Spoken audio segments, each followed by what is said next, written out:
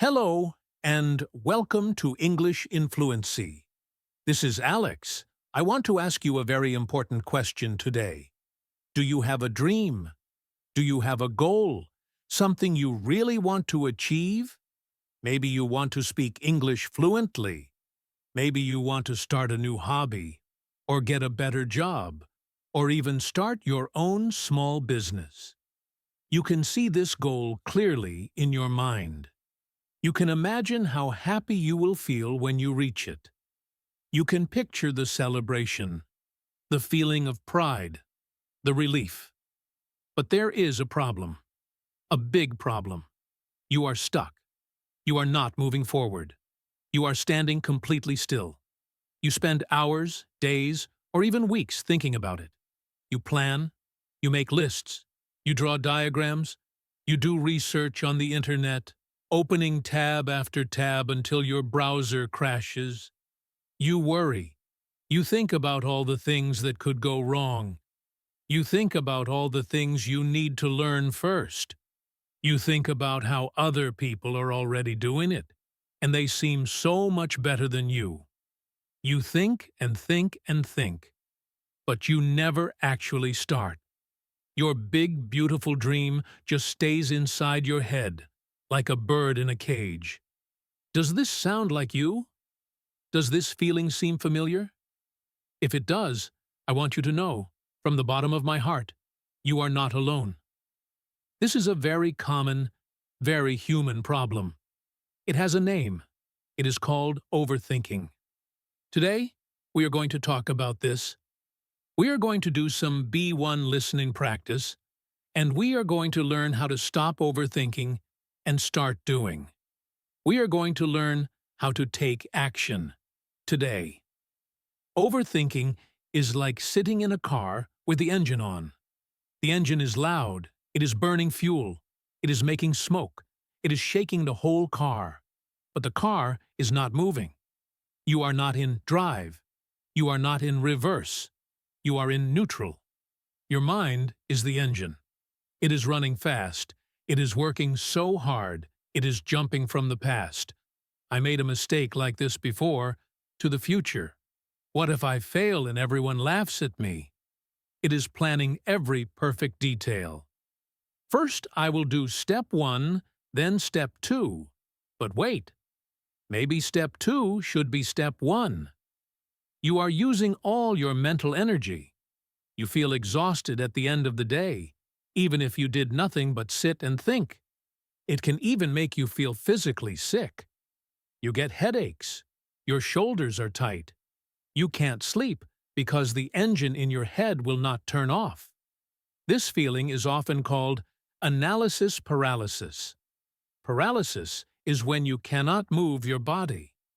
Analysis paralysis is when you think so much, you analyze so much, that you cannot make a decision. You cannot take the first step. You feel frozen. And the longer you sit in that car, with the engine roaring, the more afraid you become to actually put the car in drive. The dream, which started as a small, happy destination, now looks like a giant, terrifying mountain. The fear gets bigger. The doubts get louder. You start to believe that you are not good enough, that the plan is not perfect enough, that it is just too difficult, that you are just not the right kind of person to do it. Let's explore this with a story. I want to tell you about a man named Liam. Liam is a very smart, kind, and creative person. He has a wonderful idea. The idea came to him one rainy afternoon. He was in a small, quiet bookshop, and he saw a beautiful, simple notebook. It was bound in leather and had thick, creamy paper. He bought it, and when he got home, he held it in his hands. He loved the feel of it. He thought, I want to make things like this. I want to create beautiful, simple notebooks that inspire people to write, to draw, to dream. He could imagine people holding his notebooks, feeling happy. He thinks it would be the perfect job for him. He has always loved working with his hands. This idea makes his heart beat faster. It feels right. So, Liam, being a careful person, starts planning. He buys a special notebook just for his business ideas. He calls it his master plan. On the first page, he writes, "My business." The first task, choose a name. He writes down one idea, Liam's notebooks. He looks at it. No, he thinks, that's too simple. It's boring. It needs to be special. So he starts brainstorming. He writes down Sunshine Stationery. He likes that? It sounds happy. But then he thinks, but what if I want to sell things that aren't stationery? What if it sounds too childish? He writes down Paper Dreams. He likes this one. It sounds elegant. But he asks his sister, and she says, Paper Dreams? It sounds like it's for teenagers. Now Liam is confused. He spends a whole week on the name. He asks his friends. One friend, Mark, says, Sunshine Stationery is great, so cheerful. Another friend, Chloe, says, No, that's terrible. Paper Dreams is much more professional.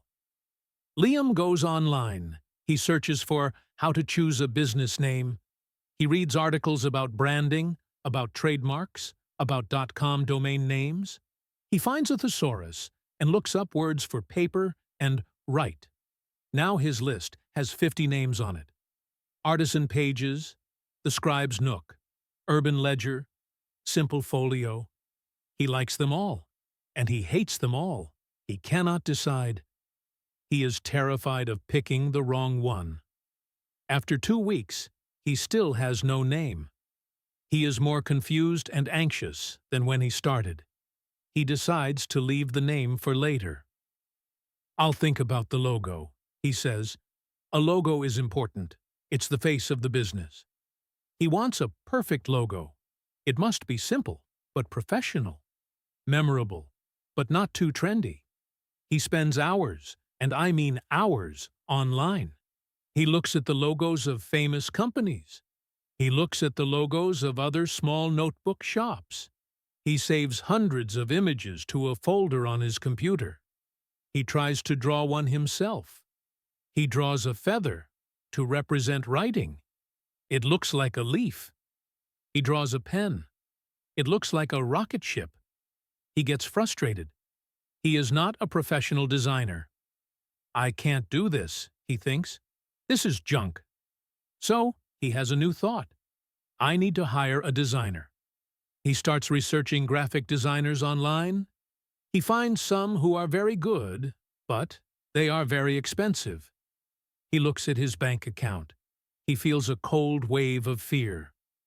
I can't spend $2,000 on a logo before I've even sold one notebook. What if I pay all that money and I don't like what they design? This fear leads him to another idea. No, I'm smart. I can learn. I should learn how to design a logo myself. This feels productive. This feels like he is moving forward. So, Liam starts watching online videos about graphic design. He signs up for a free trial of a complicated design software. He spends 2 weeks learning about colors, about fonts, about kerning, and vector images. He has a new notebook full of notes about design theory, but he still doesn't have a logo. He hasn't made a single notebook. He just has a lot of notes, a headache from staring at the screen, and a growing feeling of being a total fake. He feels tired. He feels overwhelmed. Overwhelmed is that feeling when you have too much information, too much work, too much to think about. It feels like a giant wave is holding you under the water, and you cannot breathe. But Liam pushes on. Okay, he thinks. I'll do the logo later. I'll figure out the website. This, he thinks, is the real work. How do I build an online shop? He types this question into Google, and his world explodes. He finds articles like the 10 best e-commerce platforms for 2025. He reads about Shopify. He reads about Etsy. He reads about WordPress with something called WooCommerce. Each one has good things and bad things. Shopify is easy, but it has a monthly fee. Etsy has a built-in audience, but the competition is high and the fees are complicated. WordPress is flexible, but he has to do everything himself. Liam, being Liam, decides he needs to compare them all. He makes a giant spreadsheet. He lists features, prices, and pros and cons. He spends an entire week just filling in this spreadsheet. But this is not the end. As he researches, he finds more and more things he doesn't understand. What is an SSL certificate? He has to research that. It's for security. What is SEO optimization? He has to research that. It's about being found on Google. What is a payment gateway? He has to research that. It's how you accept credit cards. Each new piece of research opens up 10 new things to research.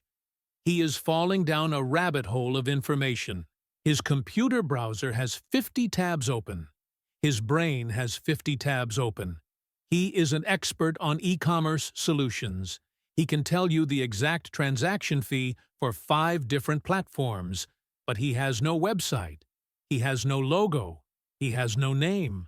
And most importantly, he still has not made a single notebook. It has now been 2 months since his wonderful, exciting idea in the bookshop. Let's look at Liam's apartment. His desk is covered in papers. There are lists of names, bad logo drawings, and his giant website spreadsheet. There are empty coffee cups. He is sitting on his sofa, just staring at the wall. His dream, which started as a happy, exciting idea, now feels like a huge, heavy, impossible mountain. He doesn't feel excited anymore. He feels anxious. He feels stupid. He feels like a failure, and he hasn't even started. His sister calls him, "Hey Liam, how's that notebook business idea coming along?" He doesn't answer the phone. He doesn't want to talk about it. He feels ashamed. This is overthinking. This is analysis paralysis. Liam is stuck in the planning phase, and he is terrified to enter the doing phase. Now, let's meet Liam's friend, Sophie. Sophie is not more intelligent than Liam. She is not more talented. She doesn't have more money. But Sophie has a different way of thinking. One day, Sophie is in her apartment, watering her houseplants. She has a lot of them. She's pruning her big monstera plant, and she takes a few cuttings. She puts them in water to grow roots. She also has a few extra small plants, called spider plants, that are growing in little plastic cups. Her windowsill is too crowded. She doesn't have a big, grand idea. She just has a simple thought. I have too many of these. They're actually pretty cute. I wonder if anyone would want to buy one. It's not a business idea. It's just a question. What does Sophie do? Does she research business names for a week? No. Does she study graphic design for 2 weeks? No. Does she spend a month comparing website platforms? Absolutely not. On the very first day, Sophie takes one of her small spider plants. It's in a simple, cheap terracotta pot. She thinks, "This looks nice." She takes a photo of it with her phone. She stands in her living room. The photo is okay, but the lighting is a little dark. She looks at the photo. She almost deletes it, thinking, "Oh, it's not very good." But then she has another thought, the most important thought of all. "Oh, who cares? It's just a plant. It's good enough." She posts this one imperfect photo on her personal social media account. She doesn't make a business page. She just posts it to her 200 friends. She writes a very simple caption. "Hello, friends. I have too many spider plants. They're super easy to care for. I'm selling this one in a pot for $10. Does anyone want it? First person to comment gets it." She posts it, and then she makes a cup of tea. She doesn't think about it anymore. What happens? An hour later, her phone buzzes. It's a message from her old college friend, Maria. "Hey, Sophie, that plant is so cute. Is it still available?" Sophie messages back, "Yep, it's all yours if you want it." Maria replies, "Awesome! I can send you the money now and pick it up tomorrow." Just like that, Sophie has made her first sale. She has made $10. She delivers the plant the next day. Maria is so happy. "Oh, I love it," she says. "By the way, do you have any of those cool painted pots? I'd love one of those." Sophie goes home. She has $10 in her pocket. And more importantly, she has information. She learned something. She learned that a friend was willing to pay $10. She learned that people like her plants. And she learned that her friend Maria was interested in painted pots. Sophie thinks, maybe I should try painting a few pots. That sounds fun. The next weekend, she goes to the craft store and buys 3 cheap pots and some white paint. She paints some simple black lines on them. They are not perfect. She is not an artist. But they look nice. The week after, she prepares 3 plants. She puts them in her new hand-painted pots. She remembers that her first photo was too dark. So this time, she takes the pictures right next to her big window, in the morning light. The photos are much better. She learned from her imperfect first step. She posts the 3 pictures. "Hi, everyone. I have 3 more plants for sale.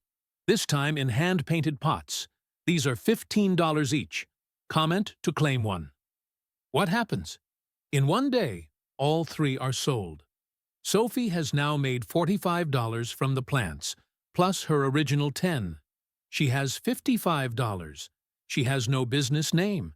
She has no logo. She has no website. But she has a business. She is doing it. She is learning and improving with every small, real action. This is the big difference between Liam and Sophie. Liam is waiting for the perfect moment. He is waiting for the perfect plan. He is waiting until he has all the answers. Sophie understands that action creates the answers. Sophie understands that action creates the plan. She understands a very, very important phrase, and I want you to remember this phrase. Done is better than perfect. Let's say that again.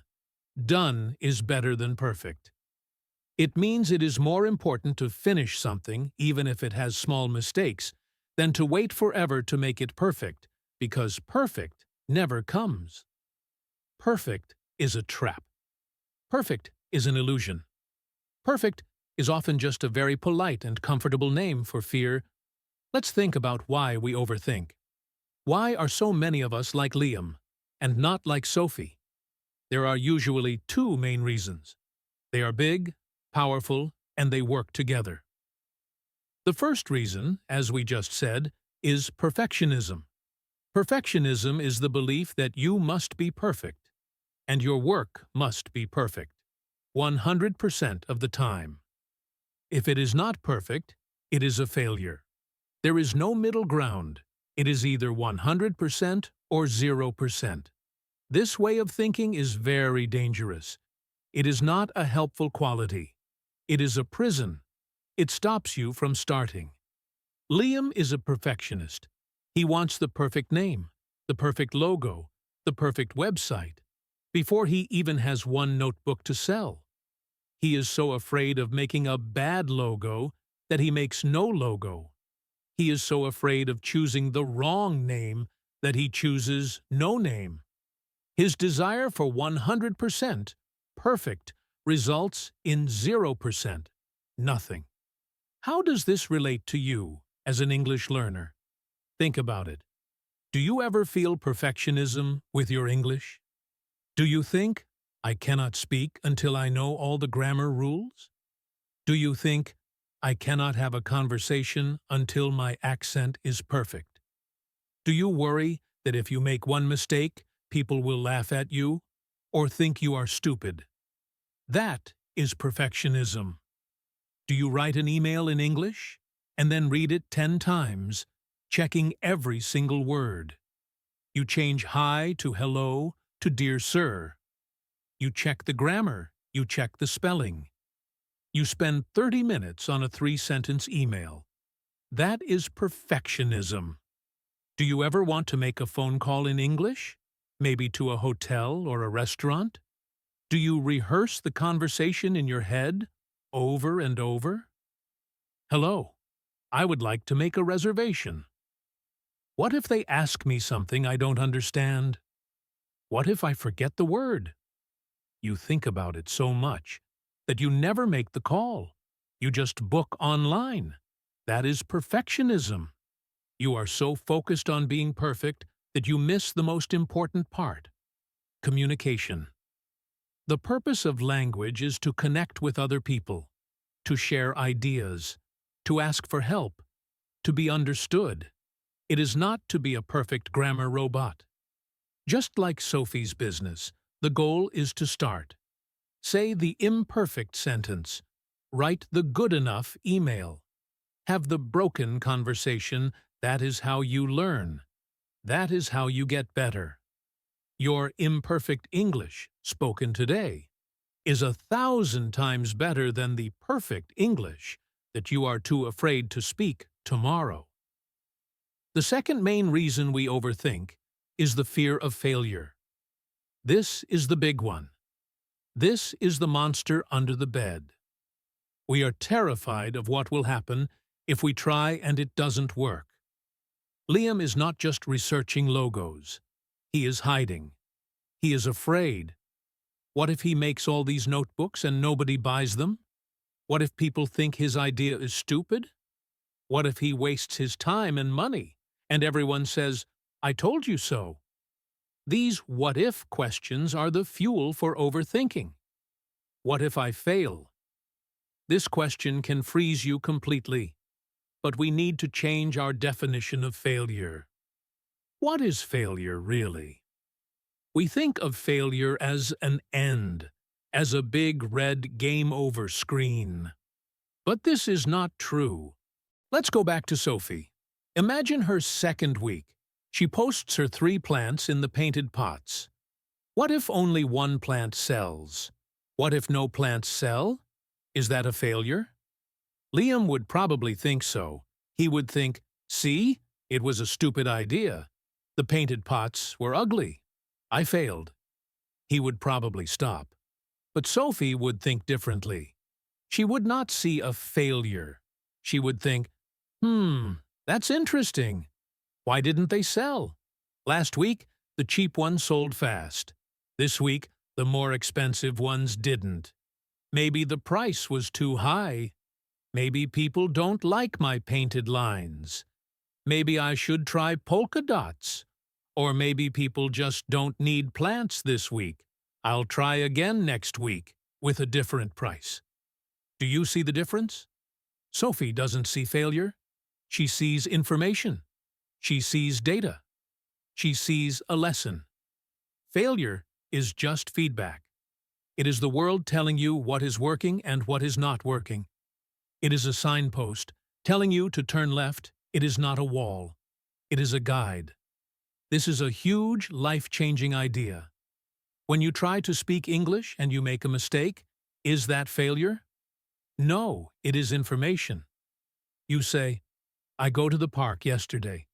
Your friend or your teacher says, oh, you went to the park yesterday? You just received data. Your failure was actually a free instant grammar lesson. You learned that for the past tense of go, you need to use went. That is not failure. That is progress. The only real failure is not trying at all. The only real failure is letting the fear of failure stop you from taking the first step. Staying in your room, like Liam, with his 50 website tabs open and 0 notebooks, that is failure. Trying, making a mistake, and learning from it. That is success. That is growth. So, we have these two big enemies, perfectionism and fear of failure. They are the parents of overthinking. They are the big, loud monsters in our head that scream, "Wait! Don't start! It's not safe! You're not ready! You need to plan more!" How do we fight them? How do we turn off that loud engine and just start driving? The answer is simple, but it is not easy. The answer is to take a small action. Not a big action, not build the website, not write the whole resume. A tiny, ridiculously small action.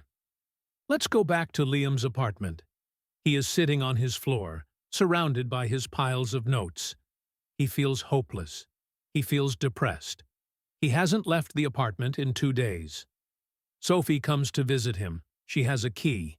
She lets herself in. "Liam, are you here?" She sees the chaos. She sees the messy desk, the coffee cups. She sees the anxiety on his face. Liam starts to complain. His voice is tired. "It's just too much, Sophie. The website, the logo, the shipping, the competition, the SSL certificates. I can't do it. It's impossible. I'm just not cut out for this. It was a stupid idea." Sophie listens patiently. She doesn't argue with him. She doesn't say, "You're wrong. Just do it." She nods. And then she says something very strange. She says, "Liam, forget the website. Forget the logo. Forget the shipping.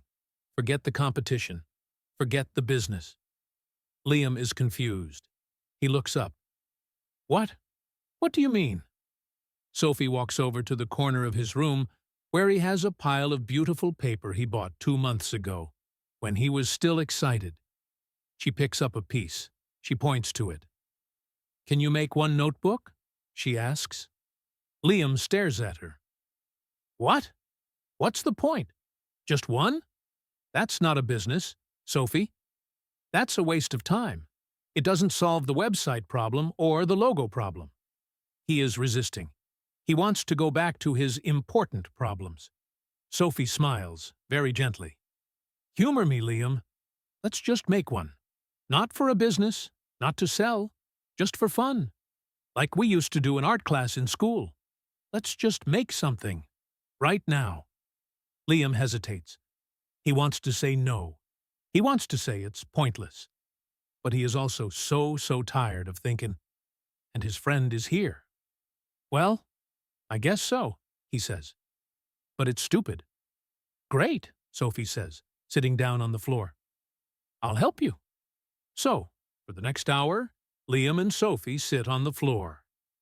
They don't talk about business. They talk about a funny movie they saw. They choose some paper.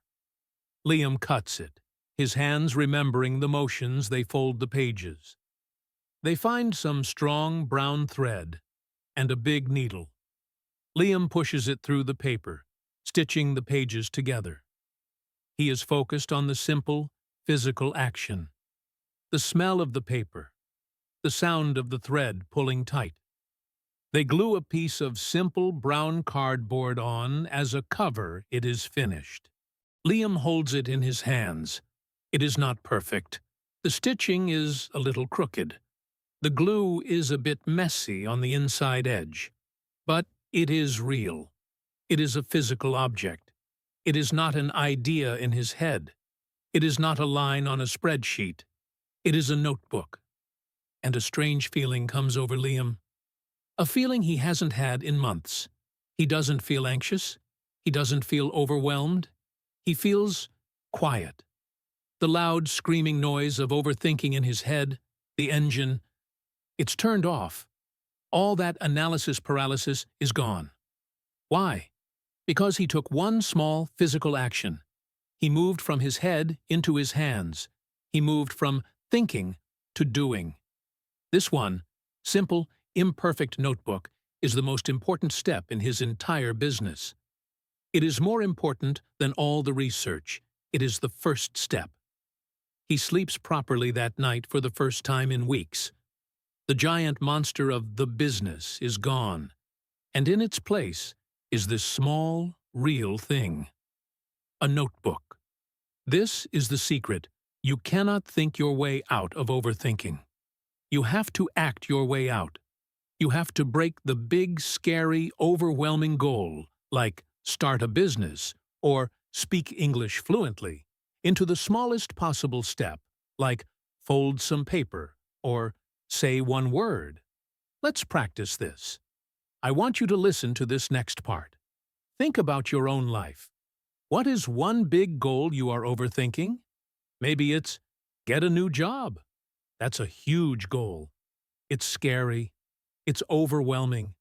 You have to update your resume. You have to search for jobs. You have to write cover letters. You have to prepare for interviews. It's so much. It's easier to just stay on the sofa and watch TV. But what is the smallest possible step? What is the make one notebook version of getting a new job? It's not write a perfect resume. That's still too big. That's a planning task. How about open a new document on my computer and type my name and address at the top? That's it. Can you do that? Yes. That takes 10 seconds. Or how about find one old email that has my old resume attached? That's a small step. You're just finding a file. Or write down 3 things I did at my current job. Not a whole resume. Just 3 bullet points on a piece of scrap paper. These tiny actions are powerful. They break the paralysis. They turn the engine off and start the car moving, even if it's just 1 centimeter. This small step idea is powerful because it creates momentum. Momentum is a word from physics. It's the force that an object has when it is moving. A very heavy rock is hard to start pushing. It takes a lot of effort to make it move, but once it starts rolling, even just a little bit, it's much easier to keep it rolling. And it gets faster and faster. Action is the same. The first step is the hardest. Starting is the hardest part. Overthinking is the enemy of starting. But once you take that first tiny step, the second step is easier, and the third step is easier than the second. You are building momentum. Let's see what happens to Liam. He made his one notebook. He feels good. He wakes up the next day, and the first thing he sees is the notebook on his table. He picks it up. He thinks, that was fun. I could do that again, and I could make the stitching a little neater this time. So he makes another one. He's not starting a business. He's just making a notebook. It feels easy. It feels like playing. He makes a third one, and he tries a blue cover and some red thread. He's experimenting. He's having fun. Now he has 3 notebooks on his table. They are all slightly different, all imperfect, and all real. He takes a picture of his 3 notebooks.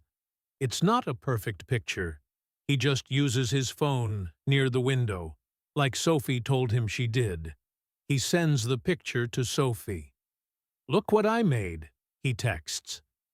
Sophie receives the picture. She thinks they are beautiful. She's at her office job. She shows the picture to her co-worker, David. Look what my friend Liam makes. So cool, right? He's so talented. David looks at the picture. Wow, I love those. They look so rustic and cool. Where can I buy one? I'm looking for a new journal. Sophie texts Liam.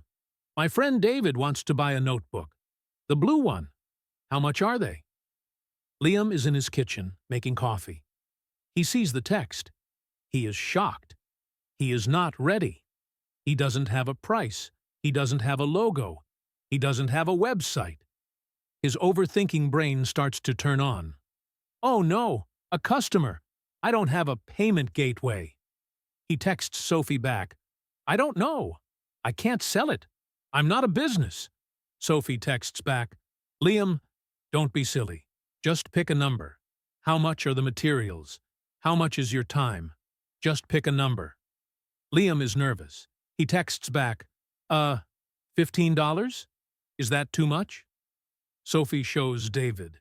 He says, $15? That's a great price for handmade done. I'll take it. Can I pay him on Venmo or something? Sophie texts Liam. He says, great, he'll take the blue one. And just like that, Liam has made his first sale. He didn't need a perfect plan. He just needed one small action, making a notebook for fun, which led to another small action, taking a picture, which led to a sale. He built momentum. Now, he is not scared. He is excited. He feels a rush. He's holding $15 that David sent him. It's real money. This real money is more motivating than 1,000 pages of business research. Now, he thinks, okay, wow, okay. I need to make another blue one. And maybe I should think about a name for my shop. And maybe I can post these on my own social media. The fear is gone, replaced by excitement and real-world experience. He doesn't build a website. That's still too big. He does the next small step. He makes an Instagram account. He needs a name. He doesn't spend 2 weeks. He thinks for 5 minutes. Liam's notes. It's simple. It's good enough. He takes good enough photos of his 3 notebooks and posts them. His photos are still not perfect, but they are real. He writes, "Hi, I'm Liam. I make these notebooks by hand. They are $15 each. Message me if you want one." He has started. He is doing. The business is not a scary plan anymore. It is a simple, real process. Make a notebook. Take a picture. Talk to a customer. A few people from his own social media buy one. Then a stranger buys one. Someone asks in the comments, "These are beautiful. Do you ship to another city?" Liam doesn't know. He has to learn. So he goes to the post office and asks. He finds the answer. He is learning by doing, not by planning. The customers are now writing his business plan for him.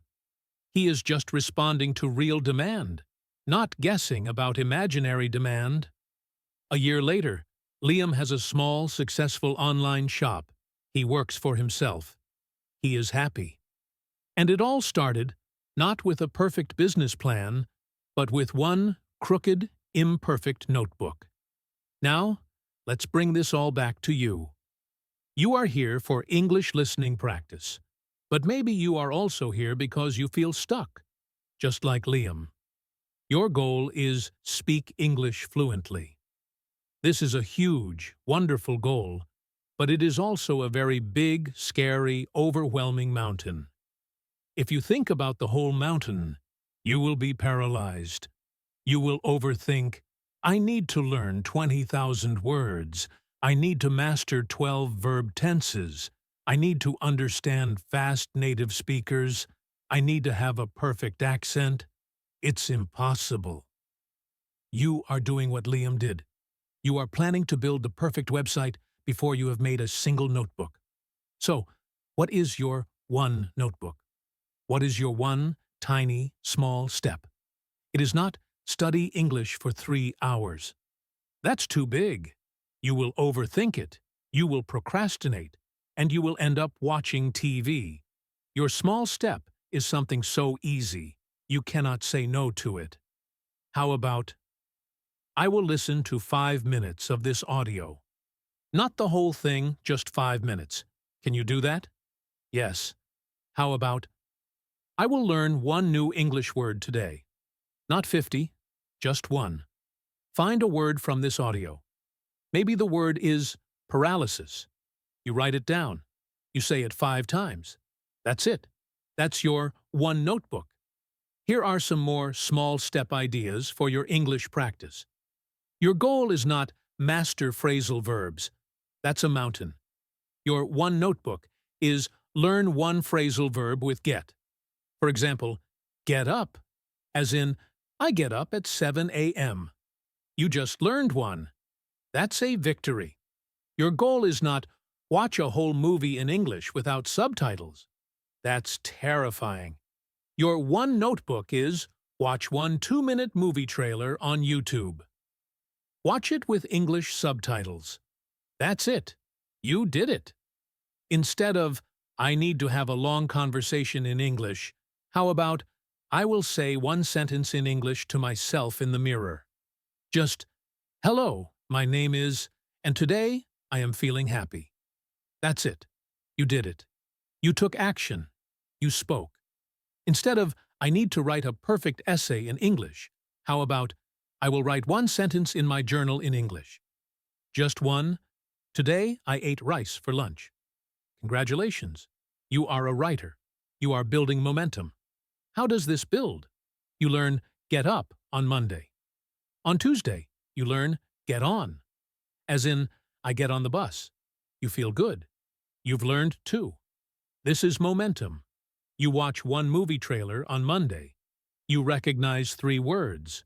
On Tuesday, you watch another trailer. You recognize 5 words. You are building momentum. You wrote one sentence in your journal. The next day, you write 2 sentences. Today, I ate rice for lunch. It was good. After a month, you have 30 or 40 sentences. You look back, and you have a page of English writing. It happened imperfectly, but it happened. This is how you climb the mountain. Not in one giant leap, but with thousands of tiny, easy steps. The trick is to make the steps so small that your brain, your overthinking brain, cannot make an excuse. Your overthinking brain will tell you, this is stupid. This is too small. Listen in for 5 minutes won't make me fluent. And you will say to your brain, you are right. It won't make me fluent today, but it will get me started. And getting started is the most important part. This B1 listening practice you are doing right now, this is a small step you clicked play. You are listening. You are doing. You are not just thinking about learning English. You are actively learning. You should be very proud of yourself for this. Let's practice this idea of stopping our overthinking brain. When you hear that voice in your head say, I'm not ready to speak. My grammar is bad. I want you to stop, and I want you to say, I will say one word. You can just say, hello, to the cashier at the shop. That's it. When your brain says, I don't have time to study today, I'm too busy, you say, I have 1 minute. And you open an English app or read one paragraph from a news article for just 1 minute. When your brain says, this is too hard, I don't understand, you say, I will do the easiest part. Maybe you just listen to the audio without trying to understand, just to hear the rhythm. This is how you fight back against the fear. You are not trying to climb the whole mountain in one day. You are just taking one small step, and then another, and another. And one day, you will look back from the top of the mountain, and you will be amazed at how far you have climbed. Your story can be the same as Liam's. Your goal, whether it is English fluency or something else, is not a giant, terrifying monster. It is a series of small, single, manageable steps. The problem is that we look at the top of the mountain. We look at the people who are already there. We see a fluent English speaker, and we think, I can never be like that, they are a genius. What we don't see is the thousands of small steps they took. We don't see the thousands of imperfect sentences they said. We don't see the failures and mistakes they learned from. We only see the final result. You must stop looking at the final result and focus only on the next small step. So, I want to talk to you directly now. What is your one notebook? What is the thing you have been overthinking? I want you to really think about it for a moment. Is it practicing your English speaking? Is it applying for that new job? Is it starting a new exercise routine? You have been planning it. You have been worrying about it. You have been waiting for the perfect time. The perfect time is a lie. The perfect time is not coming. The perfect time is right now, today. I want to give you a challenge, a Take Action Today challenge. This is your chance to be like Sophie, to help yourself, like Sophie helped Liam. When this audio is finished, I want you to do one tiny physical action toward your goal. Do not plan it. Do not write it down on a to-do list for tomorrow. Do it immediately. The moment the audio ends. It must be small. It must take less than 5 minutes. If your goal is to learn English, your challenge is this. Write a comment below this video. Write one sentence. It doesn't have to be perfect. Your grammar can be wrong. It's okay. You can just write, "Hello, Alex. I am taking action today." Or you can write, "My small step is to practice." Or, "I am like Liam." That's it. By writing that one simple, imperfect comment, you are breaking the cycle of overthinking. You are taking your first step. You are building momentum. If your goal is something else, do the small step for that. If you want to exercise, do 10 jumping jacks. Right now, not later. If you want to clean your house, don't think about cleaning the whole house. Just pick up one piece of trash and put it in the bin, or wash one dish. If you want to write a book, open a document and write one sentence. The smaller and faster the action, the better. You are teaching your brain a new pattern. You are teaching it that action feels better than anxiety. You are proving to yourself that you are not frozen. You can move. This is the entire lesson. This is the secret to stopping overthinking and starting to do. It is not complicated. It is not magic. It is just about fighting perfectionism, facing the fear of failure, and taking one ridiculously small step. Then you wake up tomorrow and you take another ridiculously small step. That is how you build a business. That is how you learn a language. That is how you build a life.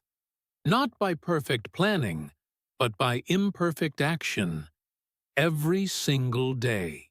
Let's review what we learned, so you can practice your listening and vocabulary.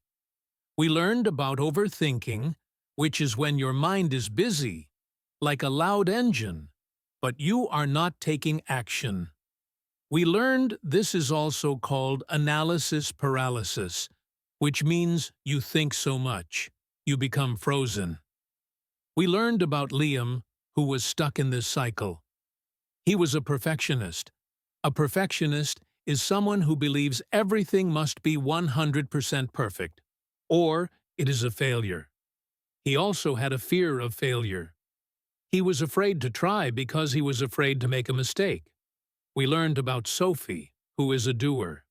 She believes that done is better than perfect. She takes small, imperfect actions.